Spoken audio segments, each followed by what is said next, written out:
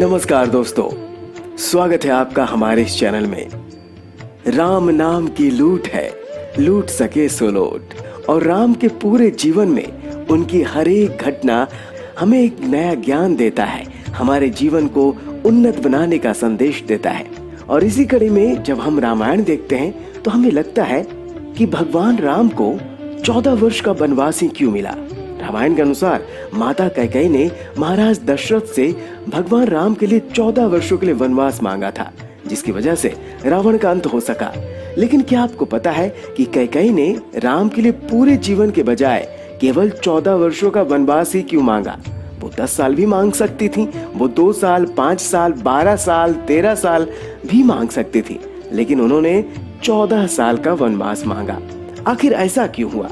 इसी के बारे में इस वीडियो में विस्तार से जानेंगे। लेकिन आगे जाने से पहले प्लीज हमारे इस चैनल को लाइक कीजिए, शेयर कीजिए, सब्सक्राइब कीजिए और हाँ, बेल आइकन जरूर दबाइए ताकि वीडियो का नोटिफिकेशन सबसे पहले आप तक पहुंचे। राजा दशरथ की तीसरी पत्नी कैकेयी माता भगवान राम से अपने बेटे भरत से भी ज्यादा प्रेम करती थीं। उन्हें राम से बहुत आशाएं थी।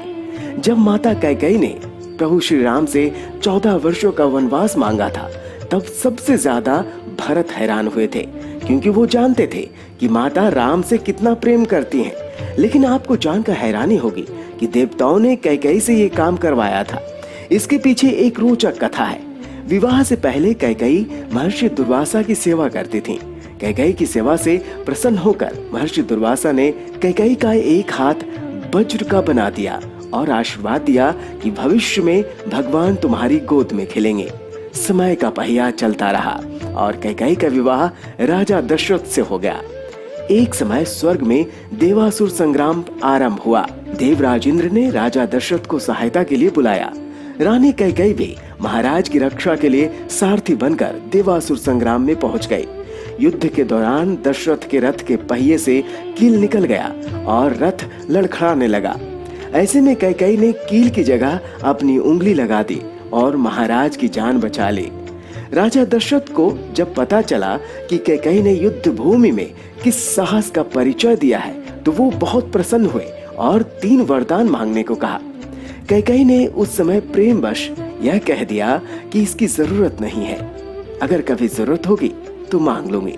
कैकेयी ने राजा दशरथ को इसी वरदान के जाल में फांस लिया और राम के लिए 14 वर्ष का वनवास मांग लिया।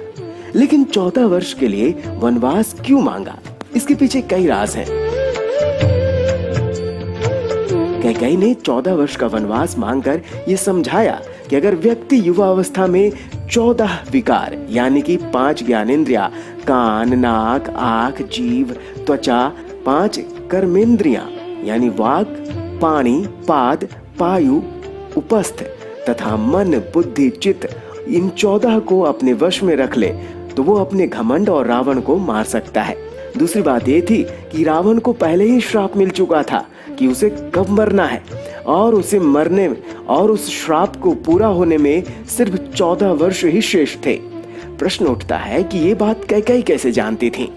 ये घटना घट तो रही थी अयोध्या में, लेकिन योजना देवलोक की थी।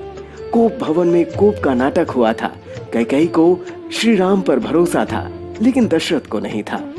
इसलिए उन्होंने पुत्र मोह में अपने प्राण गंवा दिए। और वैसे भी राजा दशरथ को श्रवण के माँ बाप ने ये श्राप दिया था कि पुत्र मोह में उनकी मृत्यु होगी। तो इस कारण से भी भगवान को 14 वर्ष तो होना ही था, ताकि जो राजा दशरथ को श्राप मिला था वो भी पूरा हो सके। इस घटना के बाद कैकेयी हर जगह बदनाम हो गई थी। दूसरा कारण ये था कि सरस्वती देवी ने मंथरा की मति में अपनी योजना डाल दी। उन्होंने कैकेयी को वही सब सुझाया, समझाया और कहने को उकसाया जो माँ सरस्वती करवाना चाहती थी। इसके सूत्रधार स्वयं प्रभु श्री राम थे। उन्होंने ही ये योजना तैयार की थी। माता कैकेयी यथार्थ जानती हैं।